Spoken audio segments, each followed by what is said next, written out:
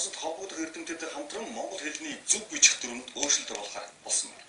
Одоо та бүхэн түрүүн жишээ авч үзүүлээ. Хатууг тэмдэг, зөөлөг тэмдэг, ишчээ, хагасыг зөвхөн монгол хэлний зөв бичих дүрмээс хасаж харин гадаад үг хэллэгэнд ашиглахаар болсон байна.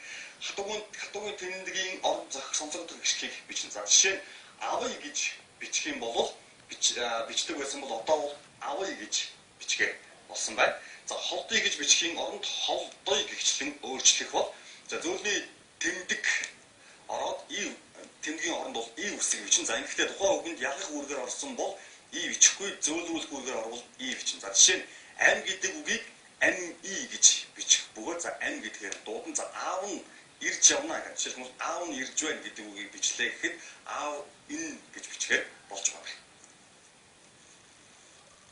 Манай 1942 онд монгол хэлний зөв бичих дүрмээ баталж байсан. Харин 1983 онд Осор Дамжинсүрэн хоёр дахин зац сайжруулж байсан бол энэ удаад монгол хэл судлалын багш эрдэмтэд монгол хэлний бүтэц тогтолцоонд зөв бичих дүрмийг ойртуулж байгаа гэлээ. Хатуугийн тэмдэг, зөөлний тэмдэг ишчээ 35 үсгээс хасагдахгүй монгол хэлний бичигдэхгүй гадаад үгэнд хэрэглэхээр болж байгаамаа.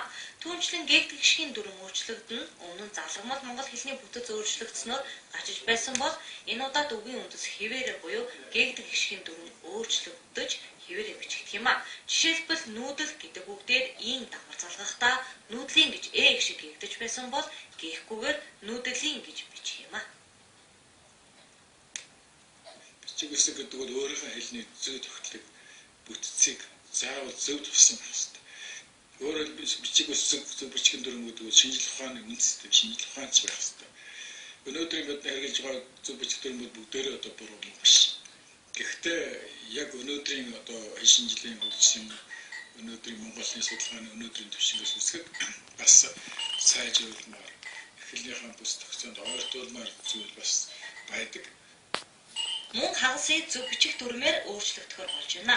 Өөрөөр хэлбэл ээжийн гэж бичихтэй хагасыгээр бичдэг байсан бол одоо хагасыгийн оронд уртыг бичигдэж ээжийн гэж бичгээр болж байна.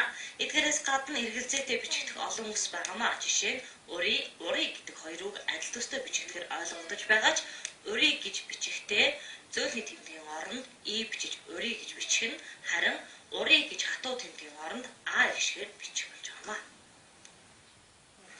Монгол хэлний зөв бичих дүрм албан ёсоор өөрчлөгдвөл зөөлөн тэмдэг орсон нэртэй иргэдийн иргэний үнэлэх болон бусад бичиг баримтан дээрх нэр нь шинэ дүрмээр бичих ёстой болж байгаамаа. Гэхдээ уг ажилд цаг хугацаа эдийн засаг шаардлагатайгаас гадна иргэд өөрсдөө холбогдох газар нь очиж нэрээ солиулах боломжтой байна. Нийслэлийн 9 дүүрэг